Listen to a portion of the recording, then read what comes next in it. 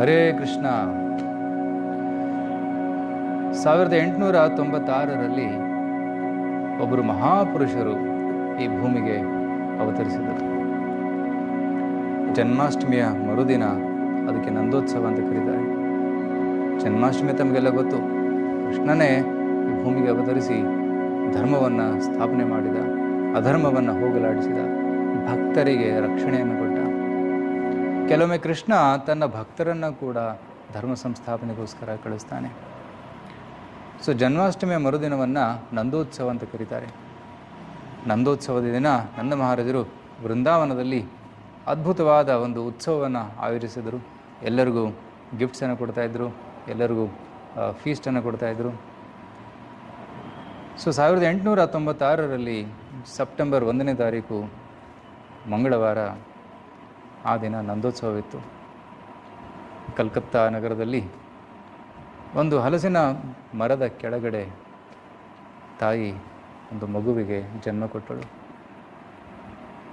ಆ ಮಗು ಹುಟ್ಟಿದ ಮೇಲೆ ಒಬ್ಬ ಜ್ಯೋತಿಷ್ಯರು ಬಂದು ಆ ಮಗುವಿನ ಜನ್ಮಪತ್ರಿಯನ್ನು ಅವರು ತೆಗಿತಾರೆ.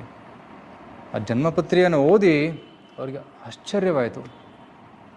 ಅದರಲ್ಲಂಥದ್ದೇನಿತ್ತು?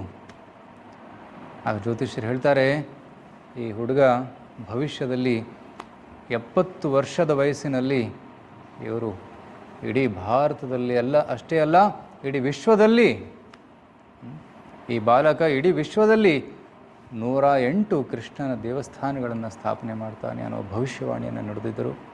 ಅಷ್ಟೇ ಅಲ್ಲ, ಈ ಬಾಲಕ ಒಂದು ದೊಡ್ಡ ಮನೆಯನ್ನು ಕಟ್ತಾನೆ. ಈ ಮನೆಯಲ್ಲಿ ಇಡೀ ಜಗತ್ತು ಸುಖವಾಗಿ ಒಗ್ಗಟ್ಟಿನಲ್ಲಿ ಇರಬಹುದು ಅನ್ನುವ ಒಂದು ಭವಿಷ್ಯವಾಣಿಯನ್ನು ನುಡಿತಾನೆ. ಅವರು ಯಾರು?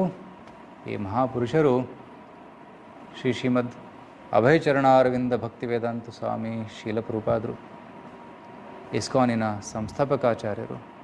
ಭಕ್ತರು ಅವರನ್ನು ಶೀಲಪ್ರಭುಪಾದರು ಅಂತ ಕರೀತಾರೆ. ಜನರಿಗೆ ಹರೇ ಕೃಷ್ಣ ಆಂದೋಲನ ಗೊತ್ತು, ಇಸ್ಕಾನ್ ಸಂಸ್ಥೆ ಗೊತ್ತು, ಇಸ್ಕಾನಿನ ಚಟುವಟಿಕೆಗಳನ್ನು ನೋಡಿದ್ದೀರಾ. ಆದರೆ ಇದರ ಹಿಂದೆ ಇರೋರು ಯಾರು? ಅವರೇ ಜಗದ್ಗುರು ಶೀಲಪ್ರಭುಪಾದರು. ಶೀಲಪ್ರಭುಪಾದ ಕಿ ಜೈ.